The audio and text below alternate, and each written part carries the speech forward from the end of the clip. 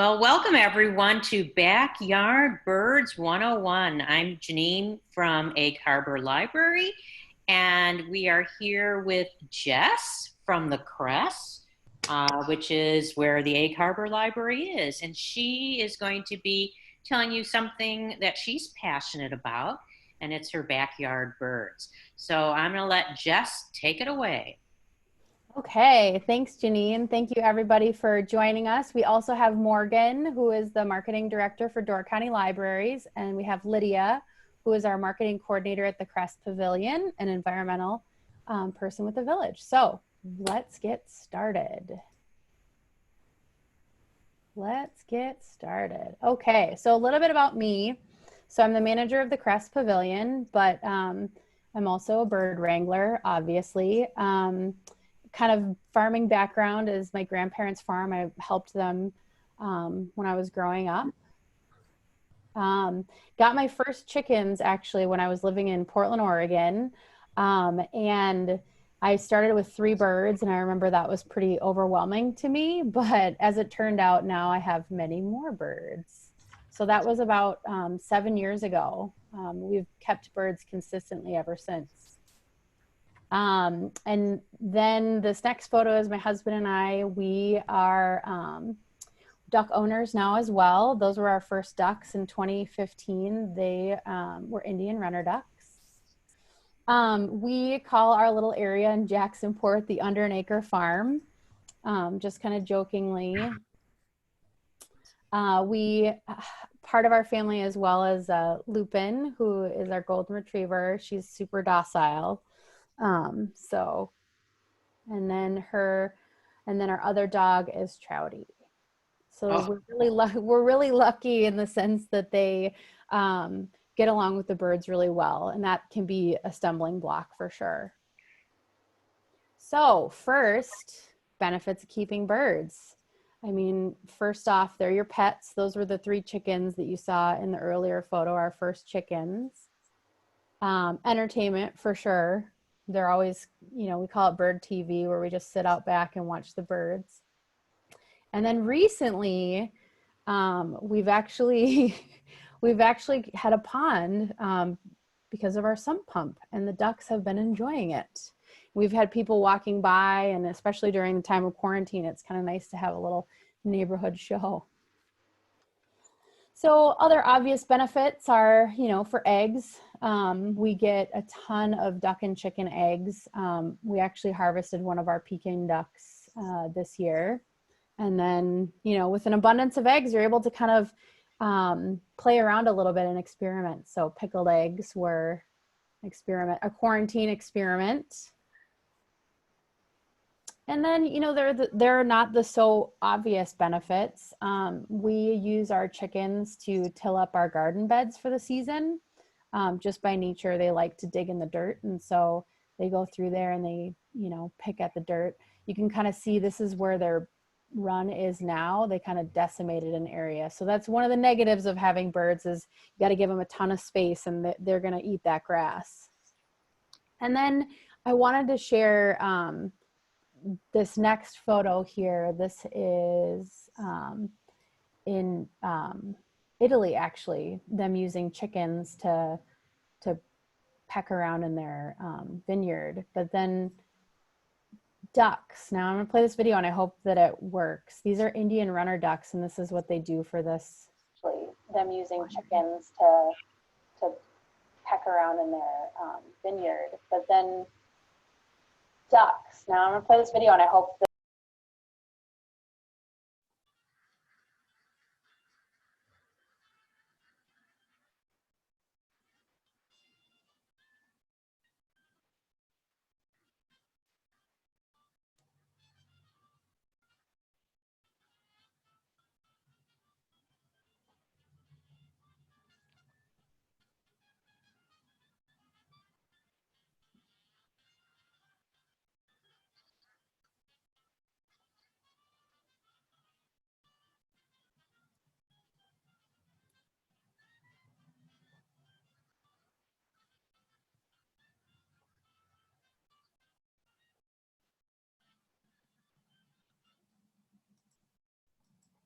So that's something we're going to try this year. Actually, last year we had a little bit of a slug issue.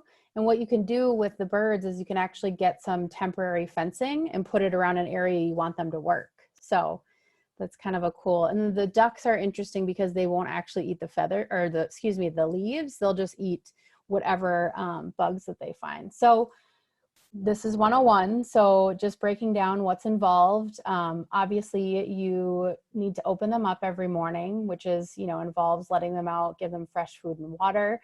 That's a daily task. If you want to let them out kind of like we do, we let them run and play around the yard. Collecting eggs, you have to do that every day because they're fresh. They're going to last longer than your store-bought eggs. And then, at night you need to close them up, obviously. And then the cleaning of the coop is going to really impact their health.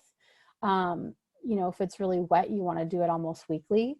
But if it's drier, you can do it about monthly. So, okay, you decide you're up for it. The first question is, does your municipality allow birds? We're pretty lucky in Door County because a lot of the municipalities do allow birds, but you should always check with your clerk to see. One of the issues that people find is that if you get a rooster, then you might, your neighbors might be complaining that it's too loud. So that would be one issue that you could come into contact with. And then do you have adequate space for the birds to roam? So one thing to think about is it's about 15 square feet per bird that you need for them to roam. And then I think it's a really good idea to right off the get-go, like try to find a friend to kind of commit to be your bird sitter. Because when you're talking about vacations, then you need somebody to let them out every day and you need somebody to put them away. So it's always good to come up with a bird sitter. So first things first, you're going to build your coop or you're going to make a plan to build the coop, because once you get them out of the brooder in your house, like once they get big enough, you're going to probably want them out of your house. So this is the first coop that we built. It actually, was really simple. It was mainly salvaged materials. But that didn't make the trip from Portland. And then, we created a run for them. It's really important to keep them covered when they're little so that hawks don't get them. When you're thinking of the size of a coop for chickens, it's 3 square feet per bird minimum. I mean, it's always great to give them more room. And then when you're thinking of ducks, it's 5 square feet per duck. So let's talk about the anatomy of a coop and the good things that you need. So this is probably our favorite. The first one's probably our favorite chicken setup we have. We actually bought it from a friend. Can you see my pointer? My cursor on the screen? Okay. So this section right here is our nesting boxes. It's super convenient for us to pull the eggs out of there. And we have a nice covered run here for the birds. Typically we'll let them run outside of there, but it's nice to have an outdoor area. And as you'll notice, it's on wheels so that we can move it periodically so that their run has nice fresh grass. Another component of the chicken coop is, you're going to want to have a way to suspend the food. It just helps from keeping mice and things out of the food. Let's see what else. You do need a perch for the chickens. Unlike ducks who like to nest on the ground, the chickens do like to perch up on a little roost. And then you can kind of see a better look of our nesting box here for them. Okay, so ducks and chickens, can they live together? What's different? So we actually have ducks and chickens living together. You can see online there's a bunch of different stances people have with it, but for the most part, our ducks and chickens were raised together, so they get along really well. So this was the duck coop that my husband built. Again, salvage materials, very basic. The chickens require the nesting box, but the ducks don't. And so this is a nice area for the ducks and chickens. We've got the perching rod up top there. And then you can see there's a ramp here. The thing about ducks to know is that you don't want a ramp that's pitched too high because their little legs, it's hard for them to walk up. But here I have a little video of everybody running out. That's the morning routine of letting them out. So, nope. Okay. So a couple other key factors in keeping out the predators. I mean, we've had everything from stray dogs to like fox to fishers to hawks actually swooping out of the trees to like get our birds. So a few factors are, you can see here with the run, it's really secure. You can see this is something that like raccoons, for instance, can't undo with their fingers. So you just want to make sure that you've got, two sets of locks because they'll get it. I mean, it's crazy. We were a little bit, we were newer at it. We weren't locking them up at night. We were letting them roam. That was a very bad idea. So chicken breeds. So, obviously because we're in a colder climate, you got to be conscious when it comes to chicken breeds. These ladies here are all hardier breeds. Apart from the Araucana. The Araucana is I would say a warmer breed bird, but they actually do pretty well here. You just need to be conscious of their housing. They're the ones that they're called Easter eggers, so they lay the blue eggs. And then we've had, Plymouth Rock and Barred Rock over the years, and then the Rhode Island Red classic chicken. But we've found the Wyandotte to be our favorite. They're very docile. And they're easy to catch. So, and then there's a meat chicken, which is kind of beyond 101, but just a couple of breeds that are, we haven't actually done meat chickens, but we're thinking of doing it. So there's the Red Ranger chicken, which is more of like a free range bird that can be multi-purpose. So it could lay and then also serve as a meat bird. And then there's the Cornish cross, which there's a gentleman who, if you ever get into birds and you want to learn more about growing them for meat, there's a gentleman called Joel Salatan that swears by the Cornish cross. So then duck breeds. So the Cayuga duck is a breed, it's a heritage breed out of New York. You can see they've got a really cool color, and they actually lay like gray duck or gray eggs. And then the khaki Campbells are also really great for laying. And then one of my favorites, the Indian runner.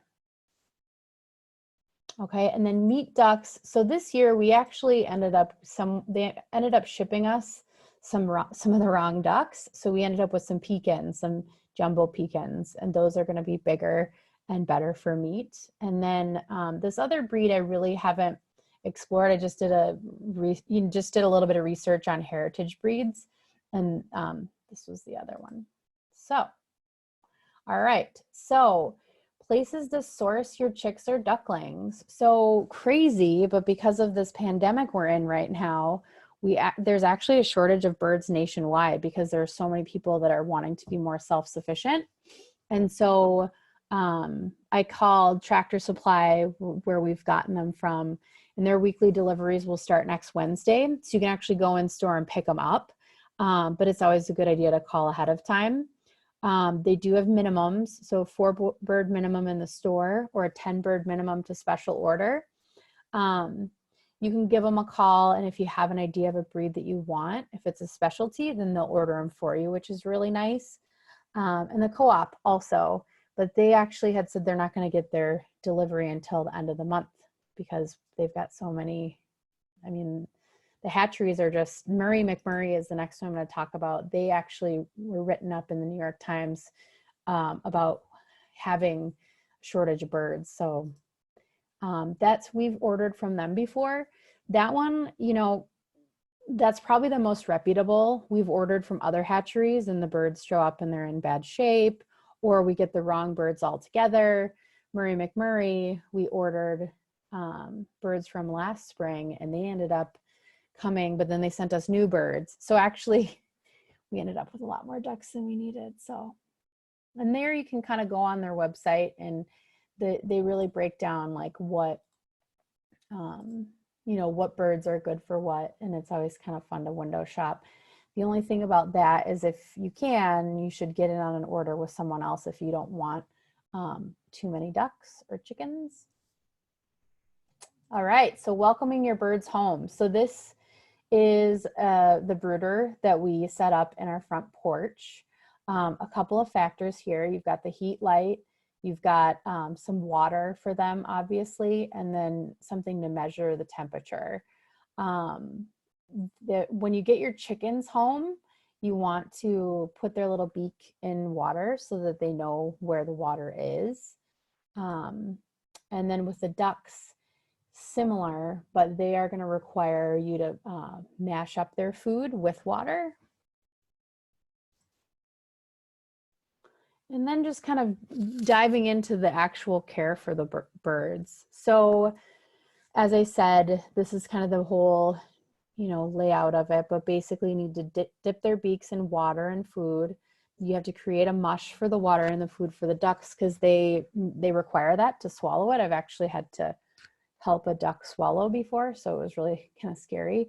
Also, kind of icky thing on the first week, you need to check their bottoms for blockage. So you have to make sure that they're not clogged up. And then just week by week, you're going to be, getting the brooder temperature, dialing it down by 5 degrees every week. You're changing the bedding. An interesting thing about ducklings is when they're little, they don't have the oil on their feathers to actually dry off after swimming. So you have to wait until about 5 weeks till you let them swim. They're going to want to, but then they won't.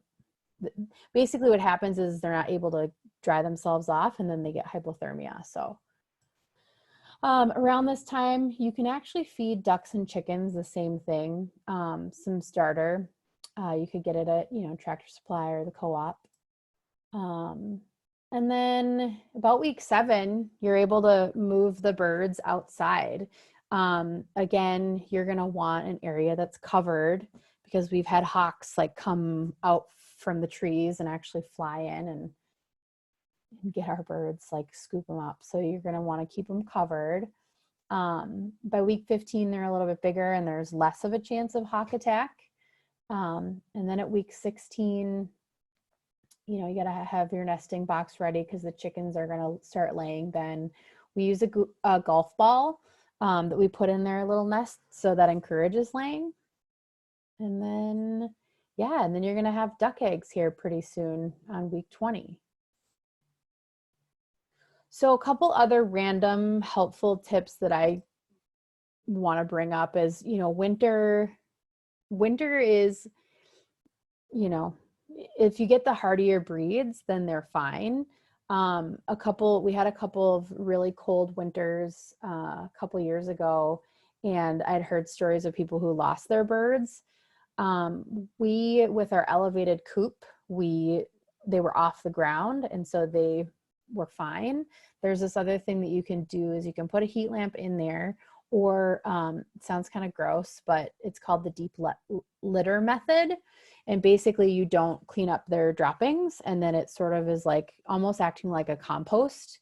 And so it's emitting a little bit of heat. But one of the things that I'd recommend is one of these, it's like a rubber bucket, so that if it ices over, you can crack it and then carry your pail of water outside. Or if it's not super cold, then you can use one of these electric warmers.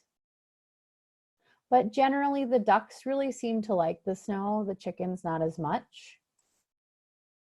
All right, so then our next phase is hatching our own birds. So we actually got an incubator, and then we're able to, after a couple weeks, actually see the birds growing. So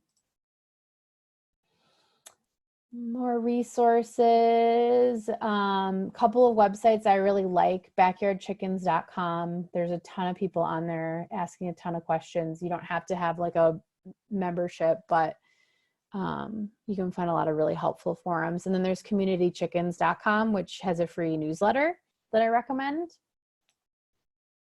Also, if YouTube, I'm always watching YouTube. This guy actually in Vermont, he has the Golden Shaw farm, and he is really insightful on his journey owning ducks.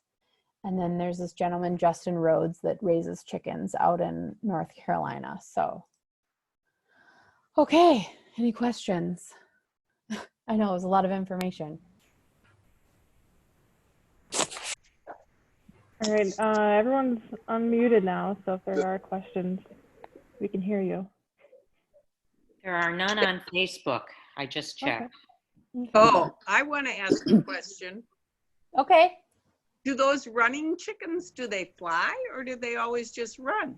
Or not Yeah, chickens, ducks? the runner ducks just run. In fact, most of the domestic ducks that we have, they fly a little ways, but they don't. I mean, we ended up with a mallard, for instance, in that mix-up order, and she's always flying around. She hasn't flown away yet, but yeah, the runners, they just run. So they just go out in those fields and get all those slugs and then run back in their thing. Mm-hmm. Yeah, and I'll show you guys a fun. Crazy. Yeah, I'll show you a fun video. Mostly the birds will like come when we call them or when we shake the food can.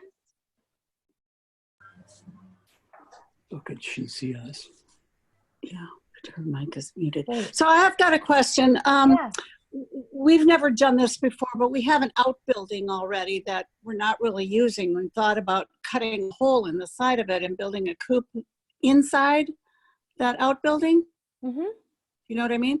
But then as far as the lawn goes, we thought about letting them run free, but is it going to end up like we've got a big mud lawn or?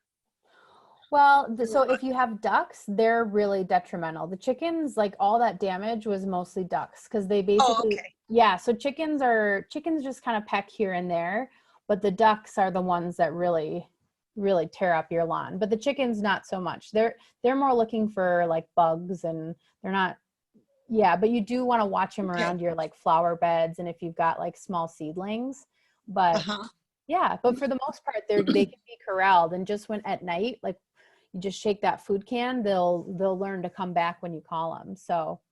Okay. Yeah. All right. Any other questions?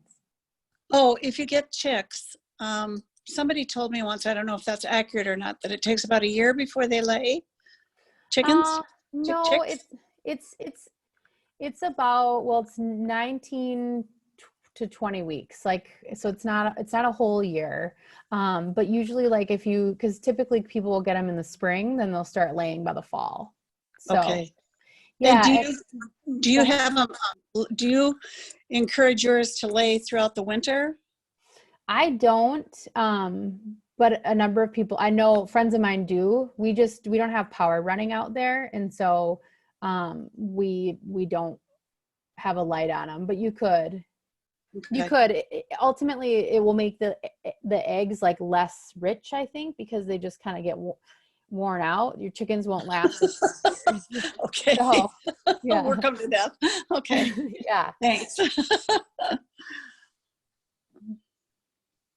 I actually do have a question. Yeah. Sorry, I'm muted because I have a little baby right here. But what's the best way to introduce your dog to your chickens?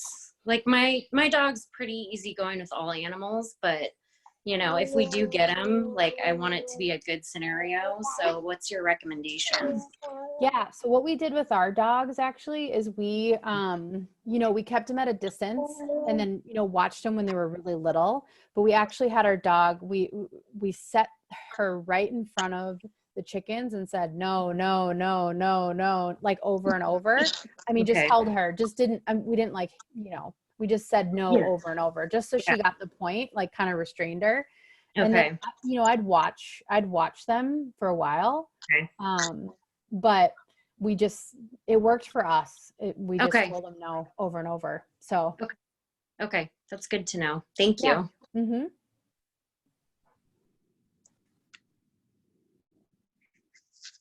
All right. Okay. Well, and then. All right. Any more questions for Jess? Well, thanks, Jess. My phone number? Well, yeah. So it's 920-868. You can call me on the Kress line 3334 extension 3. But yeah, call me at the Kress for sure. I like talking birds, so. Okay, thanks. Yeah. This was fun. Good. Yeah. I mean, The internet is good. Zoom is fun. Thank you guys for being patient, and Mhm. I'm gonna show you a final video of how smart these ducks are.